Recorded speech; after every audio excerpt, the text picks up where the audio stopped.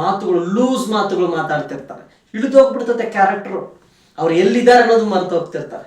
ಅಭ್ಯಾಸ, ಹೊರಗಡೆ ಏನೇನು ಮಾತಾಡ್ತಿರೋ ಅದು ಅಭ್ಯಾಸ, ಆಲಯದಲ್ಲಿ ಬಂದು ಅದೇ ಮಾತಾಡುವಂಥ ಅಭ್ಯಾಸ. ಮನಸ್ಸಲ್ಲಿರೋದೇ ಬಾಯಿಂದ ಬರುತ್ತೆ, ಹೃದಯದಲ್ಲಿರೋದು ಬಾಯಿಂದ ಹೊರಗಡೆ ಬರುತ್ತಂತ ವಾಕ್ಯ ಹೇಳ್ತಾರಲ್ಲ ಹಾಗೆ. ಸೊ ನಾವು ಯಾವಾಗ ಎಲ್ಲಿದ್ದೀವಿ ಅನ್ನುವಂಥದ್ದನ್ನು ಮರೆತು ಹೋಗ್ತೀವಿ. ದುಷ್ಟ ಏನ್ ಮಾಡ್ತಾನೆ, ಮನಸ್ಸು ಬ್ಲಾಂಕ್ ಮಾಡ್ಬಿಡ್ತಾನಂತೆ. ನಾವು ಮಾತುಗಳ ಮೇಲೆ ಹಿಡಿತಾ ಇರೋದಿಲ್ಲ, ನಮ್ಮ ನಡತೆ ಮೇಲೆ ಹಿಡಿತಾ ಇರೋದಿಲ್ಲ. ಯಾರು ನೋಡಿದ್ರೆ ಏನು, ಯಾರು ಏನು ಹೇಳಿದ್ರು ನೋಡು, ನನ್ನಿಷ್ಟ ಅನ್ನುವಂಥ ರೀತಿಯಲ್ಲಿ ಈ ಮನುಷ್ಯ ಬೆಳೆದು ಬಿಟ್ಟಿರ್ತಾನೆ.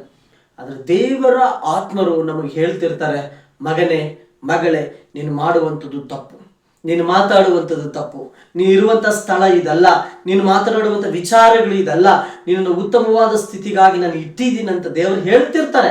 ನಾವೇ ಹಿಡಿದು ಹೋಗ್ತಿರ್ತೇವೆ. We don't able to listen what the spirit of God saying.